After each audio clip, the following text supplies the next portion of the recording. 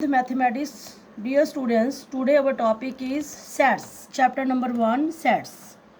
सबसे पहले तो सेट्स जो है उसकी क्या हिस्ट्री है. The theory of the sets developed by German mathematician George canter.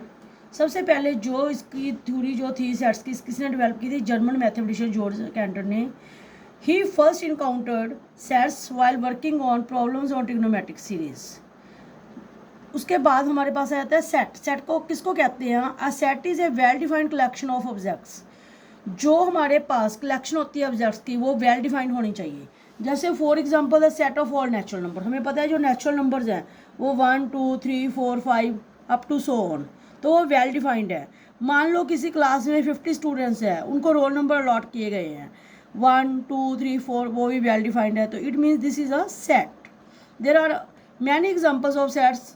Set of whole numbers that is noted by W, set of integers, set of real numbers. Next, sets are generally noted by the capital letter. जो set है उसको always capital letter से note करते हैं. English alphabet A B C D S T etcetera. जो उसके elements होते हैं सेट के, जो ऑब्जेक्ट्स होते हैं, elements of a set are represented by small letters A B C X Y Z etcetera. Next हम पढ़ते हैं जो ये symbol epsilon. A belongs to A. A क्या हो गया? एलिमेंट. स्मॉल ए हो गया एलिमेंट. ए क्या होगा? Capital. Set means A belongs to A. Means जो यहाँ एप्सिलॉन है ये वाला, ये साइन किसका? एप्सिलॉन का. The Greek symbol epsilon is use to phrase belongs to. अगर हम इसको कट कर दें तो does not belongs to. For example मान लीजिए हमारे पास एक सेट है ए, उसके एलिमेंट्स है मान लीजिए ए बी. तो यहाँ जो ए है वो किसको बिलोंग कर रहा है? ए सेट को. अगर हम सी लें कोई एलिमेंट तो वो ए सेट को नहीं बिलोंग करेगा, तो वहाँ क्या आ जाएगा? Does not belongs to. तो ऐसे हम शो कर सकते हैं बिलोंग्स टू और डज नॉट बिलोंग्स टू. आगे जो सेट है उसको रिप्रेजेंट करने के 2 मेथड्स हैं. There are 2 methods to representing a set. First one is roster और tabular form. Second one is set builder form. तो इन दोनों का कंपैरिजन करेंगे भी दोनों में क्या डिफरेंस है. सबसे पहले हमारे पास आ जाता है रोस्टर फॉर्म और टेबुलर फॉर्म. रोस्टर फॉर्म क्या होती है? All the elements of a set are listed. सभी मतलब एलिमेंट्स का एक सेट होता है. The elements are being separated by commas and are enclose with the braces. जो कर्ली ब्रैकेट्स होते हैं उसमें लिखा जाता है सेट को. जैसे for example A is equal to 1 2 3 elements है, इसके वीडियो में कॉमास आ गए तो इसको कर्ली ब्रैकेट्स में लिख दिया. नेक्स्ट हमारे पास क्या है? Set builder form. जो सेट बिल्डर फॉर्म है, all the elements of a set possesses a single common property which is not possessed by any element outside the set. Set के बाहर नहीं होगा कोई भी एलिमेंट. जैसे फॉर एग्जांपल हम वोवल्स का लेते हैं एक सेट, तो V x x is a vowel in English alphabet. वैसे तो हमें पता ही है. अगर हम उसको लिखें जैसे भी वोवल्स कौन कौन सी हैं? ए ई आई ओ यू. तो वो अगर कॉमा से हम डिफरेंस लिखेंगे तो ये हमारे पास क्या बन जाएगा बेटा? देखिए, तो अगर रोस्टर फॉर्म में हम वोवल्स का लिखेंगे तो वो बन जाएगा ए ई आई ओ यू. तो ये हमारे पास रोस्टर फॉर्म में ऐसे बनेगा जो भी सेट है वोवल्स का. और अगर हम सेट बिल्डर फॉर्म में करेंगे तो इसको ऐसे लिखेंगे सिंगल कॉमन प्रॉपर्टी में x x is a vowel in the English alphabet.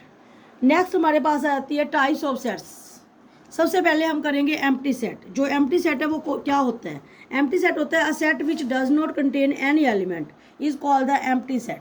और नल सेट और वॉइड सेट, मतलब जिस भी सेट में कोई भी एलिमेंट नहीं होगा तो उसको हम कौन सा बोलेंगे? Empty set. जो एम्प्टी सेट है always denoted by the symbol phi, और जो एम्प्टी ब्रैकेट्स होती हैं, ब्रेसेस होती हैं, उससे डिनोट किया जाता है. For example let A x 1 less than x less than 2. X is a natural number. हमें पता है कि जो नेचुरल नंबर्स है वो 1 2 3 4 5 6 होते हैं, तो उसमें 1 और 2 के बिटवीन कोई नंबर नेचुरल लाई नहीं करेगा. तो ये हमारे पास क्या बन गया? एक एम्प्टी सेट. उसके बाद हम बात करते हैं फाइनाइट सेट.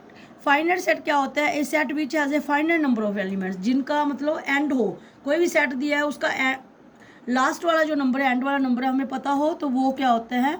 फाइनाइट. जिसके मतलब फाइनाइट नंबर ऑफ एलिमेंट्स है. जैसे फॉर एग्जांपल 1 3 5, इसका जो 5 लास्ट वाला नंबर हमें पता है तो ये फाइनाइट सेट हो गया. उसके बाद बात करते हैं इनफाइनाइट. इनफाइनाइट होता है जो फाइनाइट सेट नहीं होगा. A set which has not finite number of elements. ये काउंटेबल और अनकाउंटेबल हो सकता है.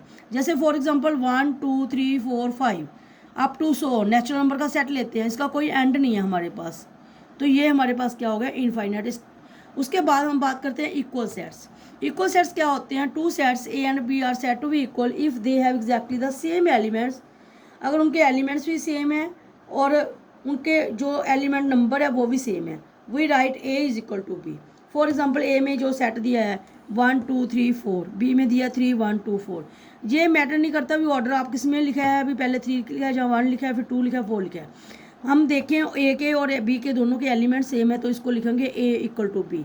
अगर A set not equal to B लिखेंगे तो वो हमारे इक्वल होगा A not equal to B. For example हम बी कोई अनदर सेट ले लेते हैं, मान लीजिए उसमें हमने ले लिया 1 2 3 4 5। अब हम ए और बी को कंपेयर कीजिए, जहाँ ए के एलिमेंट्स क्या हैं 1 2 3 4, जहाँ बी के एलिमेंट्स क्या हैं 1 2 3 4 5। तो ये दोनों सेट क्या है, इक्वल नहीं है। क्यों? क्योंकि इसमें जो बी में 5 है एलिमेंट वो ए को बिलोंग नहीं कर रहा।